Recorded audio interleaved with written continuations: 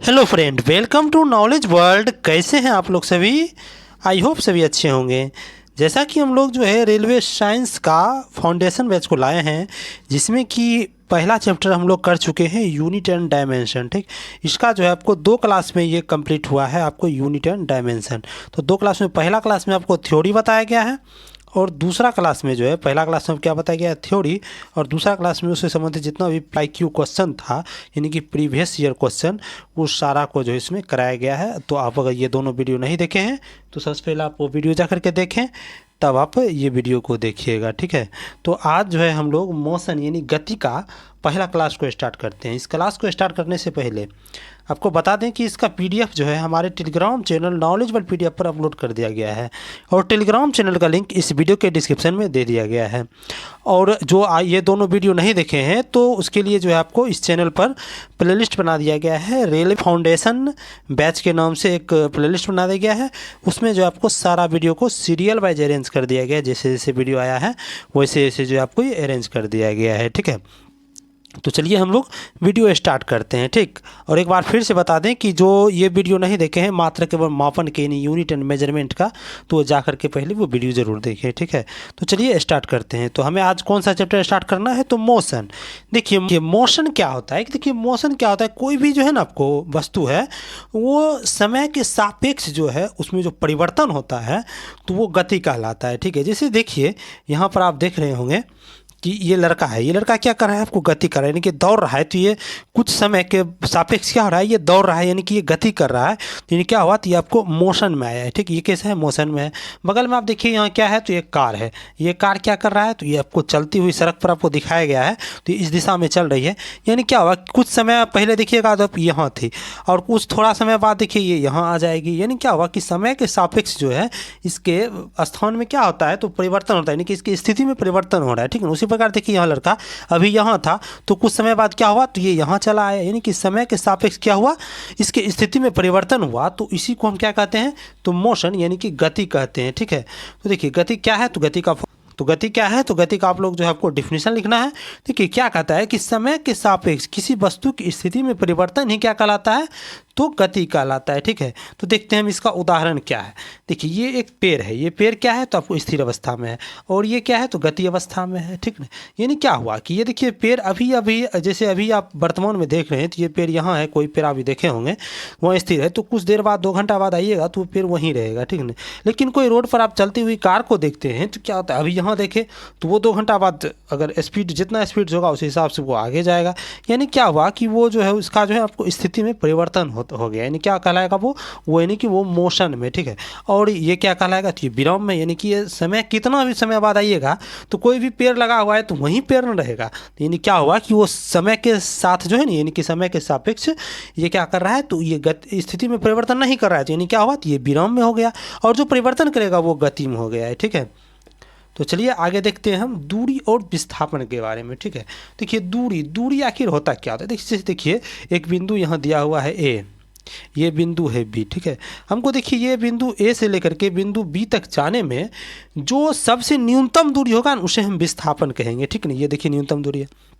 जैसे देखिए ये A से बिंदु B तक जाने के लिए बहुत सारा पथ हो सकता है। जैसे कोई व्यक्ति है जो कि इस माध्यम से गया है, इस पथ से गया है, आपको A से B की ओर जो है आपको ये इस पथ से गया है, और कोई और दूसरा व्यक्ति हो सकता है ये इस पथ से भी जा सकता है। ठीक है, तो ये इस पथ से भी जा सकता है। यानी क्या हुआ कि दूरी जो है ना आपको निश्चित नहीं है। ठीक है, लेकिन विस्थापन क्या होता है कि सबसे न्यूनतम दूरी जो होता है उसे ही विस्थापन कहते हैं। तो यहाँ देखिए आप, ये A से B तक जाने में सबसे छोटी दूरी तो यही होगी, इससे छोटा कोई दूरी संभव भी नहीं है। यानी कि ये विस्थापन हो गया। ठीक है, अब देखिए एक दूसरा उदाहरण से हम समझते हैं दूरी और विस्थापन को। जैसे देखिए ये बिंदु A है, ये बिंदु B है, बिंदु C है। यानी कि इस व्यक्ति को जो है आपको बिंदु A से बिंदु C की ओर जाना है, यानी बिंदु A से बिंदु C की ओर जाना है। देखिए ये पहले ऐसे जाता है। ठीक है, ये ऐसे गया, पहुंचा तो आखिर सी तक ही, और इधर से भी जाएगा तो ये भी सी तक ही पहुंचेगा, लेकिन ये क्या कहलाएगा, यहाँ से यहाँ तक पहुंचने में दूरी, और ये शॉर्टकट जो होगा यानी कि ये सबसे न्यूनतम दूरी जो होगा वही आपको विस्थापन कहलाती है। ठीक है, तो आप देखिए इससे संबंधित जो है आपको सबसे पहले हम समझ लेते हैं दूरी और विस्थापन को। तो दूरी क्या हुआ कि कुल तय पथ की लंबाई, यानी कि कुल जितना अभी तक तय हुआ पथ की लंबाई, तो उसे ही दूरी कहते हैं। ठीक ना, जैसे देखिए यहाँ पर, ये देखिए यहाँ से ऐसे ऐसे घूम के आया, तो ये जितना ये पथ की लंबाई होगा वो उसका दूरी कहलाएगा। ठीक है, अब देखिए विस्थापन क्या होता है कि दो बिंदुओं के बीच की न्यूनतम दूरी, यानी कि जो शॉर्टेस्ट दूरी होगी, यानी कि शॉर्टकट जो रास्ता होगा उसे ही कहेंगे विस्थापन। ठीक है, तो यहाँ देखिए आपको बिंदु ए से लेकर के बिंदु सी तक जाने में सबसे शॉर्ट रास्ता ये हुआ, तो ये इसका विस्थापन हो गया। ये तो ये देखिए, इसको बिंदु ए मान लेते हैं, इसको बी मान लेते हैं, तो इस बिंदु ए से बिंदु बी की ओर जाने में सबसे शॉर्टेस्ट रास्ता कौन है, तो ये है, तो ये इसका विस्थापन हो गया। और जो तय की गई पथ की लंबाई होगी वो क्या हो जाएगा, आपको दूरी कहलाएगा। ठीक है, जैसे आप देखिए इस फिगर में देखिए क्या दिया हुआ है, यहाँ से अगर आपसे पूछेगा बिंदु ए और बिंदु सी के बीच दूरी क्या है, तो दूरी देखिए क्या होगा, सबसे पहले ए से बी की ओर गया है तो 3 मीटर, यानी कि 3 प्लस, उसके बाद देखिए ये बी से लेकर के सी तक गया है 4 मीटर, यानी कि 4, यानी दूरी टोटल कितना हो गया, 4 3 7 हो गया। ठीक है, यानी कि 7 मीटर हो गया। और देखिए विस्थापन क्या होगा, जो कि शॉर्टेस्ट दूरी होगा, न्यूनतम दूरी, तो यही है, तो ये क्या हो जाएगा, आपको विस्थापन हो जाएगा, जो कि कितना दिया हुआ है, 5 मीटर दिया हुआ है। इसको जो आपको निकाल भी सकते हैं। ठीक है, जैसे देखिए आपको हम इसका और उदाहरण देते हैं। जैसे देखिए कोई व्यक्ति है जो कि बिंदु ए से चलता है और ये बिंदु बी की ओर जाता है। ठीक है, बिंदु बी की ओर सबसे पहले जाता है, ये देखिए गया, बिंदु ए से बिंदु बी के बीच दूरी जो है कितना है, तो 100 मीटर मान लेते हैं। ठीक है, और ये पुनः जो है आपको वापस आ गया यहाँ बिंदु सी पर, तो इसका दूरी क्या होगा, देखिए इसका दूरी क्या होगा, यानी कि दूरी का अभी तुरंत हम डिफिनेशन देखे थे कि कुल तय पथ की लंबाई को हम दूरी करते। देखिए कितना पथ ये तय किया है, पहले सबसे पहले ए से बी की ओर गया है, तो ए से बी तक गया है, तो कितना गया, तो 100 मीटर, तो पहला पथ तो 100 मीटर गया। पुनः देखिए ये बी से लेकर के सी तक पहुँचा है, यानी कि कितना दूरी पर है, तो ये आधे दूरी पर हम इसको मान लेते हैं, तो कितना आया, तो ये 50 है, यानी कि कुल दूरी कितना हो गया, तो ये हो गया आपको 150 मीटर। ठीक है, ये कितना हो गया, तो 150 मीटर हो गया। अगर विस्थापन पूछेगा तो यानी क्या हुआ कि ए से सी तक जाने में हमको जो न्यूनतम दूरी होगा, यानी कि न्यूनतम पाथ होगा, उसे हम विस्थापन कहेंगे। तो ए से सी तक जाने में इतना ही दूरी न्यूनतम है, यानी ये क्या हो जाएगा, तो ये आधा दूरी है जो कि 50 मीटर है, यानी कि इसका डिस्प्लेसमेंट यानी विस्थापन क्या हो जाएगा, तो ये 50 मीटर हो जाएगा। ठीक है, उसी प्रकार देखिए एक और उदाहरण से आपको हम समझाते हैं। जैसे देखिए एक वृत्त है, क्या है ये, एक वृत्त है, इसकी त्रिज्या को हम कुछ मान लेते हैं, जैसे मान लेते हैं इसका त्रिज्या कितना है, तो ये आपको 14 सेंटीमीटर है। ठीक है, अब देखिए एक व्यक्ति है जो कि बिंदु ए से लेकर के बिंदु बी तक जाता है। ठीक है, बिंदु ए से बिंदु बी तक जाता है, किस पथ से जाता है, तो देखिए हम उस पथ को दर्शा देते हैं। ठीक है, देखिए ये जाता है आपको इस पथ से, ठीक ना, बिंदु ए से बिंदु बी की ओर जाता है इस पथ से। तो यहाँ आपसे पूछेगा कि इसका दूरी क्या होगा और इसका विस्थापन क्या होगा। ठीक है, तो दोनों को हम निकालते हैं बारी बारी से। तो दूरी क्या होगी, कि दूरी का डेफिनेशन अभी तुरंत देखे थे कि कुल तय पथ की लंबाई क्या होगी, तो दूरी होगी। देखिए कुल तय पथ की लंबाई क्या है, ए से बी की ओर गया है, यानी ये वृत्त है, तो वृत्त के आधा भाग गया, यानी क्या हुआ, तो ये अर्ध परिमिति इसको हम निकाल देंगे, क्योंकि 2πr होता है, आपको परिमिति बराबर फॉर्मूला क्या होता है, 2πr होता है, तो 2πr निकल गया, तो इसका आधा दूरी क्या हो जाएगा, इसको जब हम 2 से भाग दे देंगे, यानी क्या हो जाएगा, तो ये πr जो होगा ये इसका आधा दूरी होगा। तो πr इसका वैल्यू जब निकल जाएगा तो वही तो ये दूरी हो जाएगा। तो पाई का वैल्यू क्या हो जाएगा, 22/7 इंटू r का वैल्यू कितना हो जाएगा, तो 14, तो 7 दूनी 14, यानी क्या हो गया, तो 22 दूनी 44, यानी कि 44 मीटर इसका दूरी हो गया। अब देखिए विस्थापन कैसे निकलेगा, यानी विस्थापन का भी तुरंत हम देखे थे, डिफिनेशन क्या था कि दो बिंदुओं के बीच की न्यूनतम दूरी। अब देखिए इस दोनों बीच के सबसे न्यूनतम दूरी कौन सा होगा, आप इसको फाइंड आउट कीजिए। सबसे पहले बिंदु ए से हमको बिंदु बी की ओर जाना है, तो न्यूनतम दूरी हम खोजते हैं। अगर माना कि हम इधर जाते हैं तो ये तो सेम दूरी हो जाएगा, न्यूनतम तो नहीं होगा। लेकिन देखिए आप यहाँ से यहाँ जाते हैं तो ये आपको न्यूनतम दूरी हो गई, ठीक ना। ये केंद्र से होकर जा रहे हैं, तो ये केंद्र से होकर जब जा रहे हैं तो इसका मतलब क्या हुआ, ये यहाँ से यहाँ जाने पर ये क्या हो गया, तो ये वृत्त का व्यास हो गया, यानी कि वृत्त का व्यास क्या हो गया, न्यूनतम दूरी, यानी क्या हो जाएगा, डिस्प्लेसमेंट क्या हो जाएगा, यानी विस्थापन तो 14 प्लस 14 यानी कि 28 सेंटीमीटर हो जाएगा, यानी कि जो इसका व्यास होगा यही हो जाएगा। तो यानी कि दूरी और विस्थापन इससे संबंधित जो है आपको बहुत सारा न्यूमेरिकल पूछा जाता है। आगे जो हम सारा थ्योरी करने के बाद जो है और बहुत सारा न्यूमेरिकल को भी करेंगे, ठीक है। तो अब देखिए दूरी और विस्थापन को हम समझते हैं। देखिए दूरी जब हम लिख रहे थे यहाँ पर कहीं पर भी देखिए दूरी लिख रहे थे, दूरी के दिशा पर कोई निश्चित था कि ये किस दिशा में जाएगा, किस दिशा में नहीं जाएगा, यानी क्या होगा कि इसका दिशा कुछ निश्चित नहीं थी। यानी क्या होगा, तो दूरी जो है आपको एक अदिश राशि, कैसा है दूरी, तो दूरी आपको अदिश राशि है, ठीक है ना। अब देखिए कोई भी दूरी है उसको मापेंगे हम कैसे, तो दूरी को जो मापा जाता है वो किस मीटर द्वारा मापा जाता है, तो ये आपको ओडोमीटर द्वारा मापा जाता है, ठीक है। और दूरी का मात्रक क्या होता है, देखिए दूरी जैसे बिंदु ए से बिंदु बी है, इसका मात्रक क्या है, इसको हम मीटर मापते हैं, तो इसका एसआई मात्रक हो जाएगा मीटर और सीजीएस में मात्रक हो जाएगा आपको सेंटीमीटर, ठीक ना। एसआई मात्रक क्या हो जाएगा मीटर और सीजीएस मात्रक हो जाएगा सेंटीमीटर। अब इसका विमीय सूत्र हमको लिखना होगा दूरी का, तो दूरी का विमीय सूत्र क्या होगा, तो हम पिछला देखे थे आपको पिछले चैप्टर में जैसे मात्रक और मापन जो पढ़े थे उसमें आपको बीमा निकालने के लिए भी हमने सिखाया था। तो यहाँ से आपको बीमा निकालना है। देखिए इसमें बीमा क्या है, तो द्रव्यमान की जगह पर कुछ है नहीं है, तो द्रव्यमान की जगह क्या लिखेंगे m0। और देखिए मीटर यानी क्या है, तो लंबाई है, तो लंबाई की जगह पर L1 हो जाएगा और t समय तो नहीं है, सेकंड नहीं है, तो t0 हो जाएगा, यानी कि m0 L1 t0 ये क्या हो जाएगा, तो इसका बीमीय सूत्र हो जाएगा, ठीक है। तो ये बीमीय सूत्र दे दीजिए, ठीक है। ये क्या हो गया, तो इसका बीमीय सूत्र क्या हो गया, तो m0 L1 और t0 हो गया, ठीक ना। अब देखिए दूरी जो है आपको कभी भी ऋणात्मक नहीं हो सकता है, ठीक ना। जैसे देखिए बिंदु ए से हमको बिंदु बी तक जाना है, तो हमेशा जाएंगे तो इधर ही जाएंगे, यानी कि चाहे बी से ए तक जाएंगे तो हमेशा ये पॉजिटिव नहीं होगा, निगेटिव तो कैसे हो सकता है, यानी कि ऋणात्मक नहीं हो सकता है, ठीक है।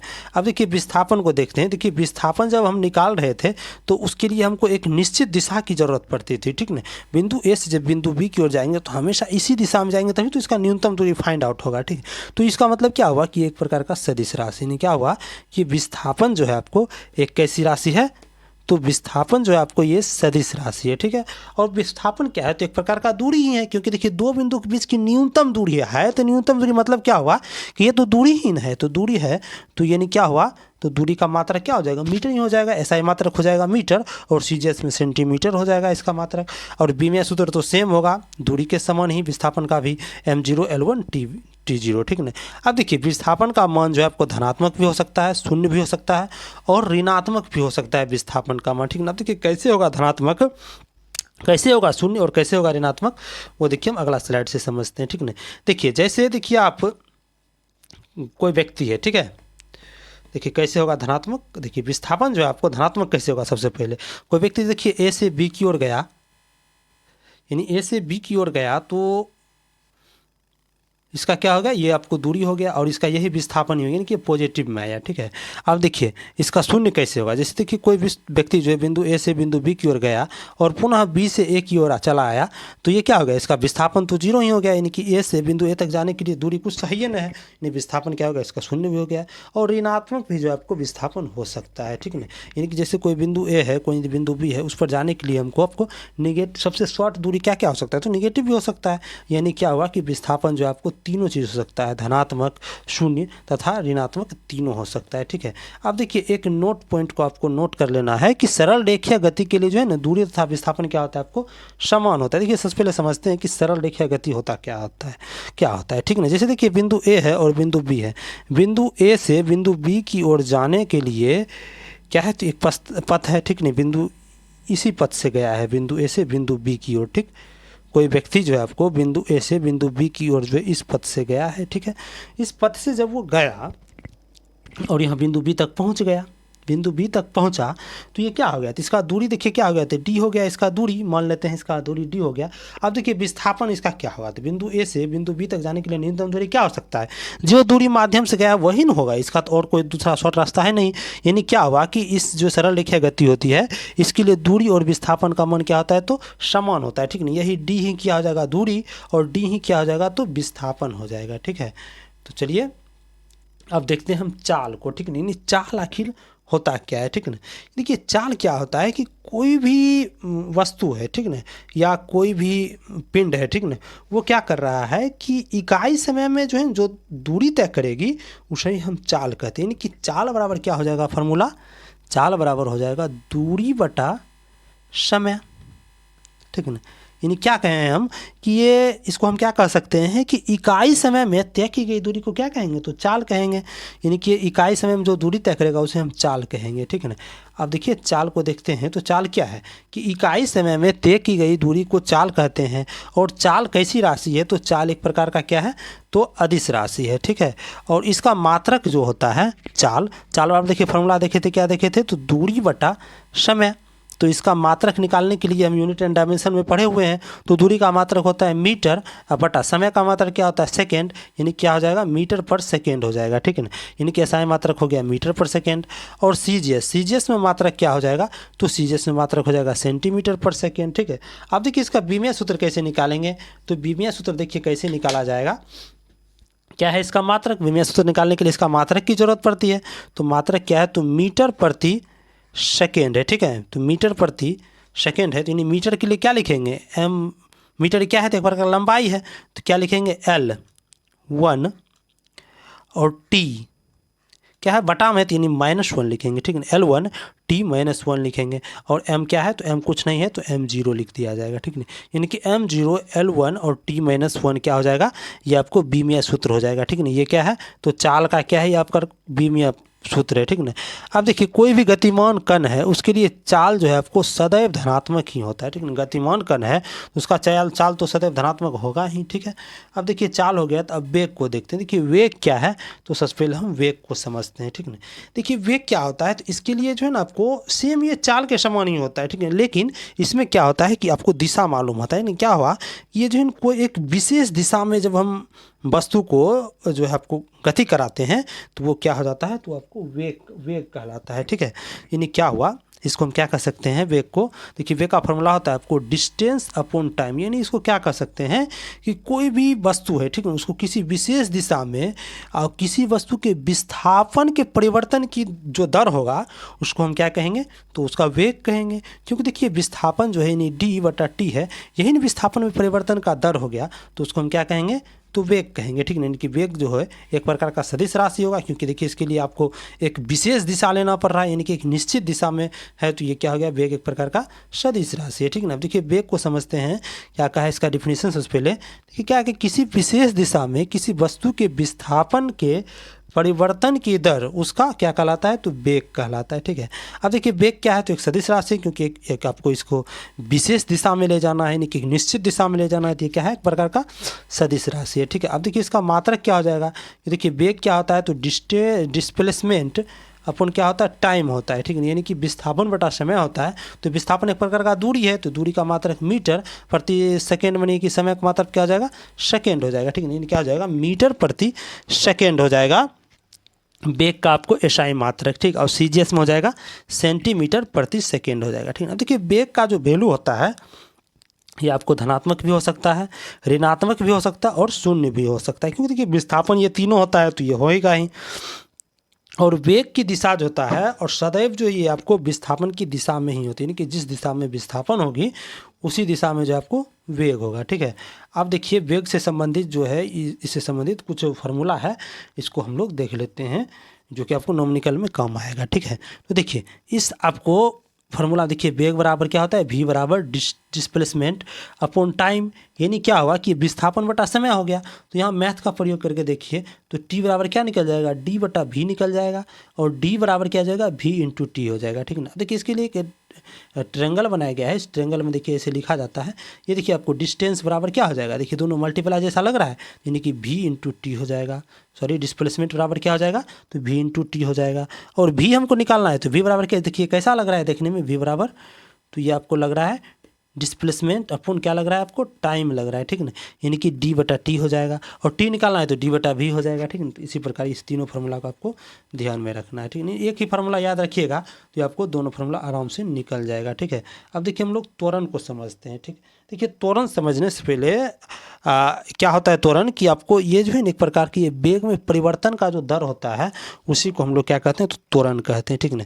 जैसे सभी लोग जो हैं आप मोटरसाइकिल तो ज़रूर चलाए होंगे, तो मोटरसाइकिल चलाने में क्या होता है कि देखिए स्टीयरिंग जो होता है यहाँ पर एक क्या होता है दाहिने साइड, इसको जो है आपको घुमाने पर क्या होता है, तो इसको जब हम इस दिशा में घुमाते हैं तो क्या होता है, तो ये गाड़ी स्पीड हो जाती है। क्या होता है, हम एक्सलेटर जब देते हैं तो ये क्या होता है, तो ये एक्सलेट करते हैं गाड़ी को, तो क्या होता है, गाड़ी तेज़ होने लगता है। यानी क्या हुआ कि ये जो है एक्सलेटर जो है आपके इस प्रकार से ये क्या है, तो आपको एक्सलरेशन ही है, ठीक है। क्योंकि देखिए ये जो है आपको वेग में जो है ना आपको परिवर्तन कर देता है, ठीक है। जैसे देखिए आप स्टार्ट किए होंगे गाड़ी, तो शुरू में तो आप 50 की स्पीड नहीं चल गए होंगे, तो स्टार्ट करते वक्त कुछ न कुछ कम स्पीड होगा। पहले 2 का स्पीड था, पहले 3 का, फिर 4 का, तो ये कैसे बढ़ रहा है स्पीड, तो ये एक्सलेटर देने के बाद बढ़ रहा है, ठीक है। जब हम एक्सलेटर दे रहे हैं तो ये क्या हो रहा है, तो स्पीड बढ़ रहा है। पहले 10 का था, फिर 20 का हुआ, 50 का हुआ, 60 का हुआ, ऐसे बढ़ते बढ़ते गया, ठीक है। क्या हुआ कि पहले 10 का था, अब अंतिम में क्या हो गया, तो 20 का हो गया। यानी कि इसके वेग में जो परिवर्तन हुआ है उसी के दर को हम क्या कहेंगे, त्वरण कहेंगे, ठीक है। नहीं क्या कह सकते हैं इसको हम कि त्वरण क्या हो जाएगा कि वेग में परिवर्तन। देखिए प्रारंभिक वेग क्या है, माना कि तो 10 है, और अंतिम वेग अभी हम देख रहे हैं तो कितना है, तो 60 है, ठीक है। तो इसमें वेग में परिवर्तन कितना हुआ, 60 में से 10 जाएगा यानी कि 50 हुआ, और इसमें जितना समय लगेगा वो उसका दर हो जाएगा। यानी कि वेग में परिवर्तन के दर को क्या कहेंगे हम लोग, तो त्वरण कहेंगे, ठीक है ना। अब देखिए त्वरण क्या हो सकता है, तो ऋणात्मक भी हो सकता है, क्योंकि देखिए हमेशा ज़रूरी नहीं है कि जब हम 60 के स्पीड में हैं तो इसको हम कम भी तो कर सकते हैं। कम करके हमको रुकना है तो 60 के स्पीड से हम कम करके जैसे आ गए हैं हम 20 के स्पीड पर, ठीक है। तो ये हमका अंतिम वेग हो गया और ये प्रारंभिक वेग इस स्थान पर हो गया। तो इसको जब हम सॉल्व करेंगे तो क्या हो जाएगा, तो वेग में परिवर्तन 20 - 60 हो जाएगा और बटा समय हो जाएगा, तो 20 - 60 नेगेटिव आएगा। यानी क्या हो जाएगा कि त्वरण जो है ना आपको नेगेटिव भी होता है, ठीक है। तो त्वरण जो नेगेटिव होता है तो उसको स्पेशल नाम दिया गया है आपको, मंदन दे दिया गया है, ठीक है ना। तो देखते हैं आपको त्वरण के बारे में, ठीक है। त्वरण क्या कहता है कि वेग में परिवर्तन की समय के दर को क्या कहते हैं, त्वरण कहते हैं, ठीक है। यानी कि ए बराबर क्या हो जाएगा, v2 - v1 बटा टी। यानी कि प्रारंभिक वेग को हम v1 माने हैं और अंतिम वेग को v2 माने हैं, यानी कि v2 - v1 बटा टी हो जाएगा, ठीक है। अब देखिए त्वरण क्या है, तो ये एक प्रकार का सदिश राशि है और इसका मात्रक हो जाएगा मीटर पर सेकेंड स्क्वायर। क्योंकि देखिए ए बराबर क्या होता है, तो v - u बटा टी, यानी कि v2 - v1 बटा टी होगा। जब इसको हम घटाएंगे तो दोनों तो वेग का ही अंतर है, तो यानी कि ये वेग ही होगा, तो v बटा टी होगा। तो यानी v क्या हो जाएगा, तो मीटर पर सेकेंड और टी का सेकेंड, तो क्या हो जाएगा आपको मीटर प्रति सेकेंड स्क्वायर हो जाएगा, ठीक है। यही क्या हो जाएगा आपको, तो त्वरण का मात्रक हो जाएगा। तो ये आपको त्वरण का मात्रक हो गया क्या चीज़, तो मीटर प्रति सेकेंड स्क्वायर हो जाएगा, ठीक है। अब देखिए ये जो मीटर प्रति सेकेंड स्क्वायर है, देखिए इसको ऐसा भी लिखा जाता है, देखिए मीटर प्रति सेकेंड का पावर जो है आपको -2 ही दिया जाता है, ठीक है। ज़्यादातर आपको ऐसे ही मिलेगा, ज़्यादातर ऐसे ही मिलता है, ठीक है। ये बहुत कम मिलता है। और इसका देखिए विमेय सूत्र जो है निकालने के लिए जानते ही हैं, तो विमेय सूत्र निकाल लेंगे, कैसे निकलेगा, तो ये m0L1 t - 2 क्या हो जाएगा, इसका विमेय सूत्र हो जाएगा, ठीक है ना।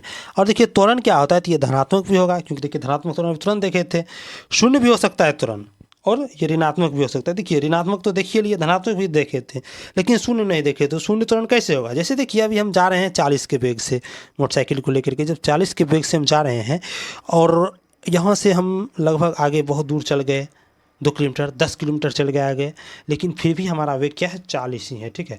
यानी क्या हुआ, प्रारंभिक वेग और अंतिम वेग सेम है। यानी क्या हुआ कि हम एक समान गति से जा रहे हैं। एक समान गति से जब जाया जाता है तो क्या होता है, त्वरण शून्य होता है, ठीक है। इसमें हम एक्सलेट कर ही नहीं रहे हैं, एक्सलेटर को सिर्फ धरे हुए हैं, ठीक है।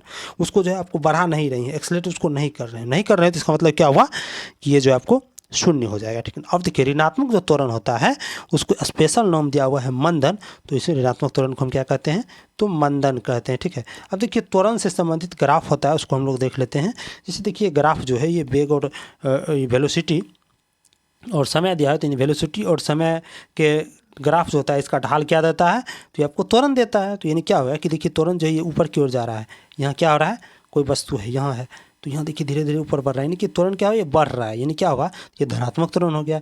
यहाँ देखिए कोई वस्तु है यहाँ है, अब यहाँ देखिए नीचे नीचे आ रहा है, यानी क्या हुआ, तो ये आपको ऋणात्मक की ओर जा रहा है। ये क्या हो गया आपको, नीचे इसका ढाल क्या है, तो नीचे है, तो ये क्या हो जाएगा आपको, तो ये ऋणात्मक त्वरण हो जाएगा, ठीक है। ये दोनों इसका ग्राफ है, आपको ग्राफ से भी क्वेश्चन पूछ लिया जाता है, ठीक है। तो आपको इसमें ध्यान रखना है, ठीक है। तो अब सारा चीज़ हम लोग देख लिए, आज जो इसका बेसिक देख लिए, कल जो है इसका और हम आगे करेंगे, इसका आगे के पार्ट को हम और कल के वीडियो में करेंगे। अभी तक के लिए इतना ही, और इसका PDF जो है हमारे टेलीग्राम चैनल नॉलेज वर्ल्ड पर अपलोड कर दिया गया, ठीक है। इसको आपको नॉलेज वर्ल्ड टेलीग्राम चैनल से जुड़ करके इस PDF को आप प्राप्त कर सकते हैं, ठीक है। और पिछला वीडियो जो भी नहीं देखे हैं, जो कि यूनिट एंड मेजरमेंट का आपको 2 वीडियो आया है, ठीक है ना। पहला वीडियो में जो है आपको उसमें थ्योरी पढ़ाया गया है, पूरा NCERT बेस्ड थ्योरी है, और सारा थ्योरी के बाद जो है इसको PYQ जितना भी था प्रीवियस ईयर क्वेश्चन सारा क्वेश्चन कराया गया, तो आप वो वीडियो भी जा कर के देख लें, ठीक है। तो चलिए मिलते हैं अगले पार्ट में, जिसकी आगे हम तुरंत से आगे करेंगे। तो चलिए मिलते हैं नेक्स्ट वीडियो में।